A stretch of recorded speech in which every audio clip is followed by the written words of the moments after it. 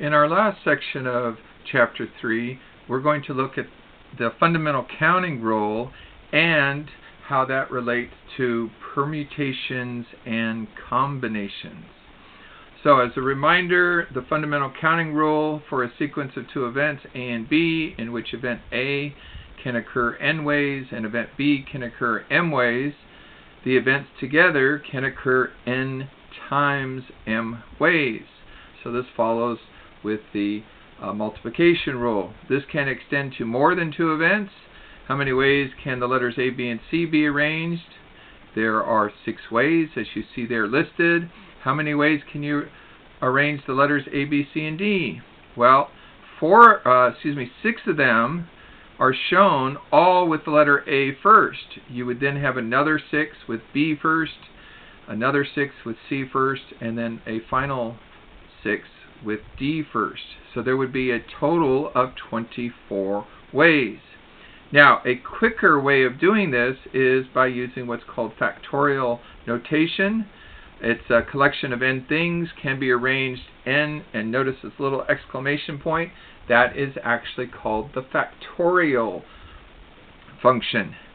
And again, there's the symbol, factorial, the exclamation mark, and here's how it works.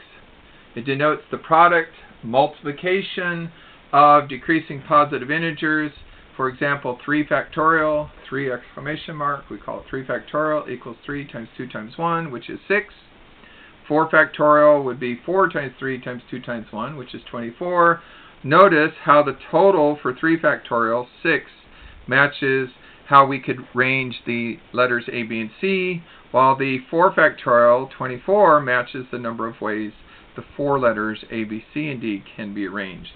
It can be thought of this way. With 3 letters to choose from, any of the 3 could be in the first position.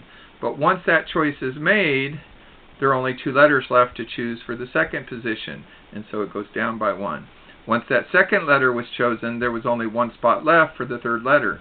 In other words, there were 3 choices times 2 choices times 1 choice times 2 times 1, which gave us 6. That's 3 factorial. How many ways can you arrange events in which some of the events are repeated? In other words, let's suppose that all the letters are different. For example, what if you had, how many ways can you arrange the letters A, B, C, D, and another A? Since one A looks the same as another A, you can't tell the difference between those. The number of ways you can arrange those 5 events is less than if all those events had been different.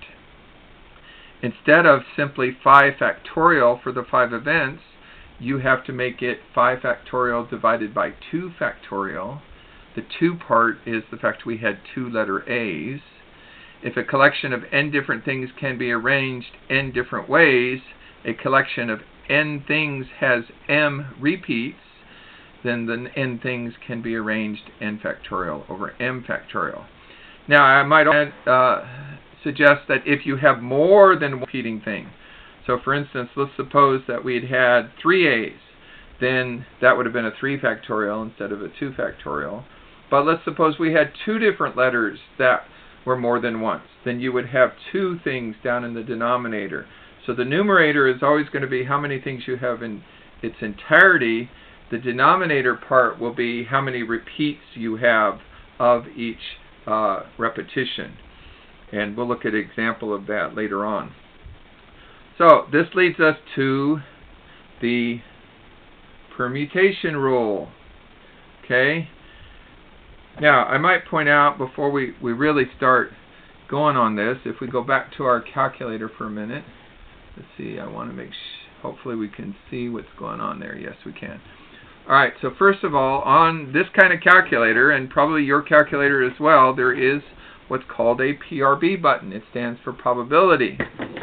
So if I'm going to look at, say, for instance, 3 factorial, what I would do is after putting in the 3, I would hit the PRB button and notice that 3 things come up, NPR, which we're just about to talk to, NCR, and then the little exclamation point. So I move over, hit enter, and now I have my 3 factorial, hit enter again, and there's my answer of 6.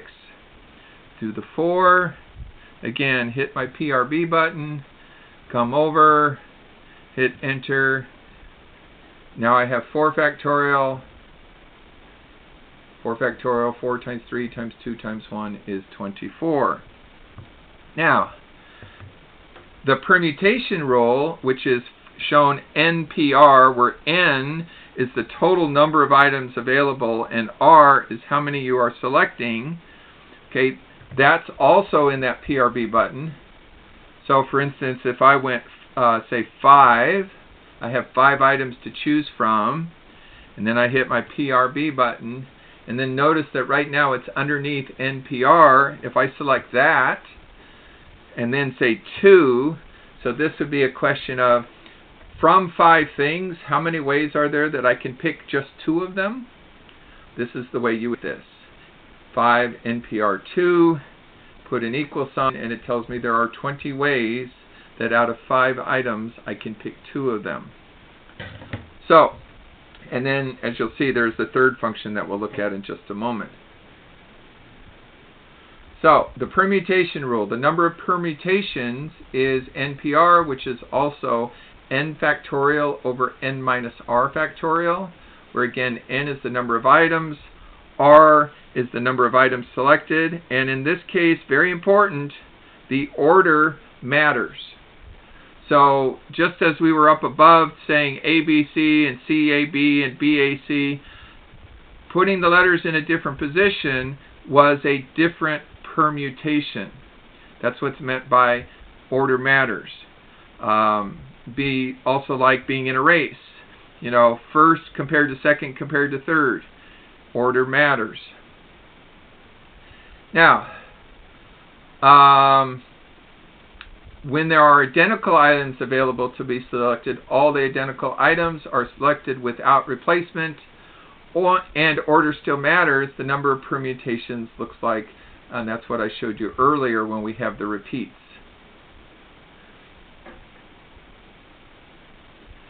We also have what's called the combination rule. And if I go back to my PRB button for a moment, you see we have NPR, NCR, and the exclamation. Well, NCR, the C stands for combination.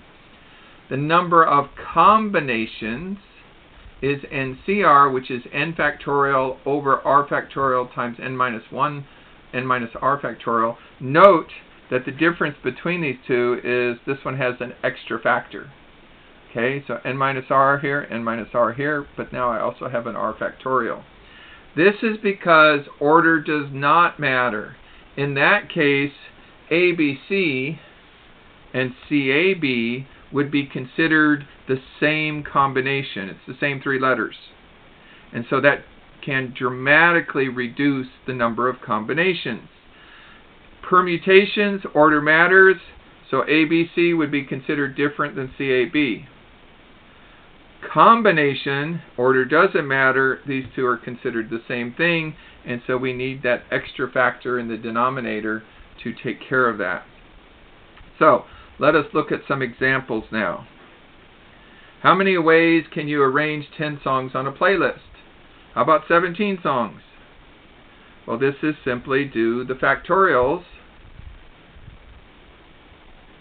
10 factorial is 3,628,000. I think I left out 1 0.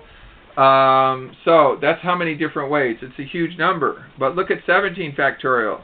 That's 3.557 times 10 to the 14th ways.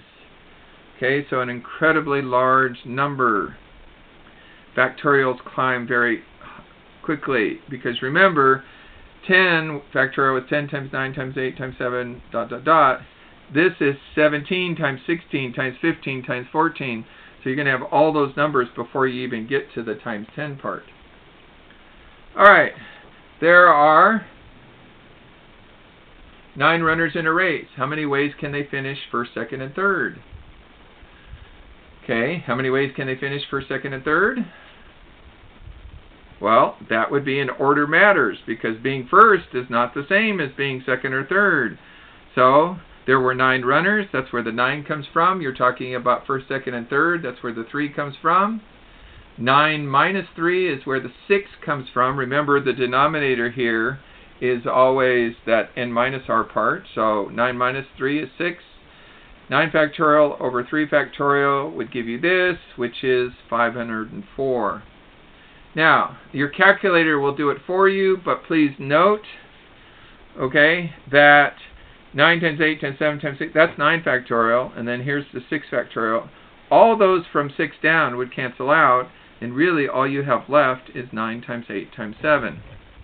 So, on your calculator, let's clear that off, and we're going to go 9 PRB. We're already at the NPR, so we'll hit that. Then we're going to hit the 3, enter. There's my 504. Okay, also, using the formula, if I did 9, and then I'm going to go over, so there's 9 factorial, and now I'm going to divide by the 6 factorial. So that's what we had right here, 9 over 6. And so enter for that one, and there's our 504 again. Now, what if, instead of who finished second or third, we said who's in the top 3? Okay, in other words, you could finish first or second or third, and it would still count. Notice that we have an extra factor down here now. We still have the 9 and the 6 factorials, but we also have the 3 factorials. And again, the 3 and the 3, those match there.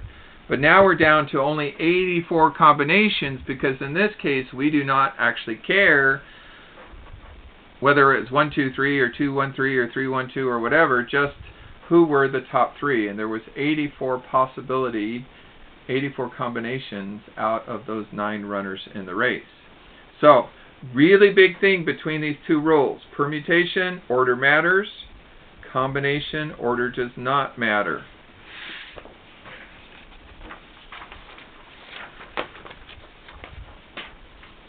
Alright.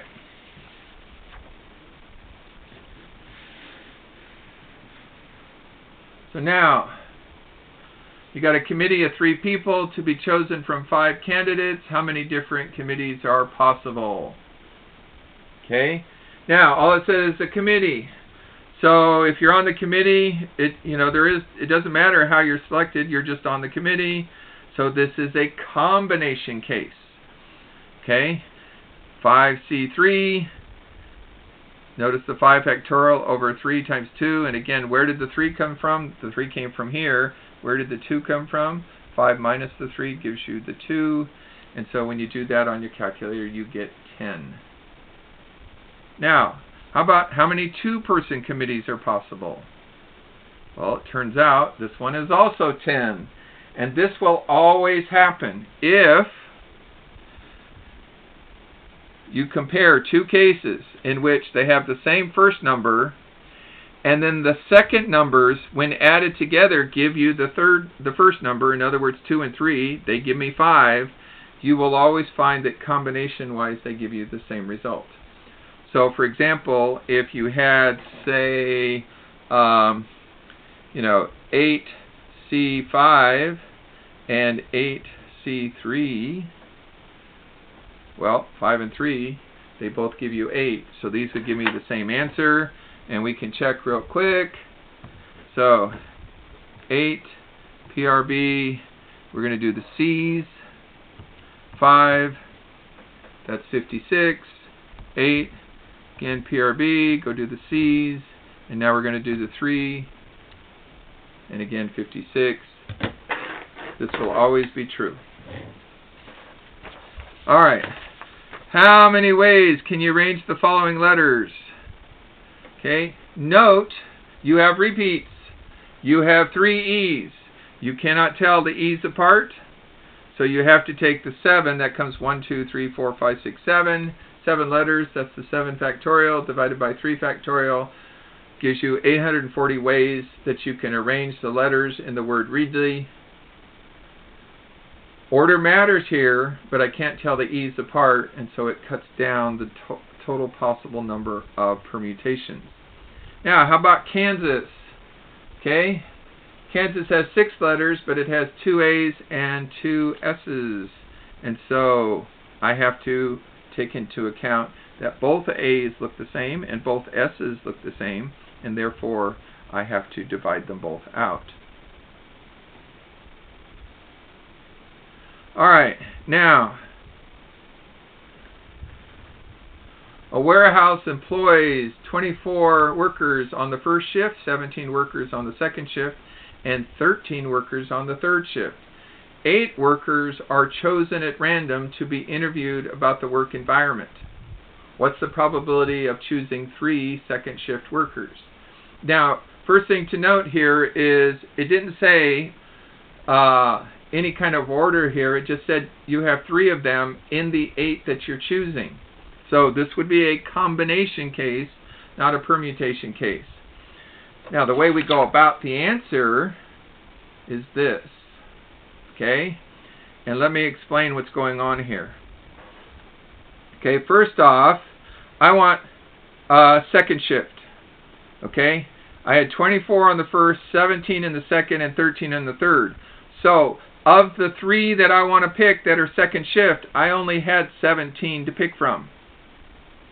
So that's what this part is. Of those 17, I want to pick 3 of them.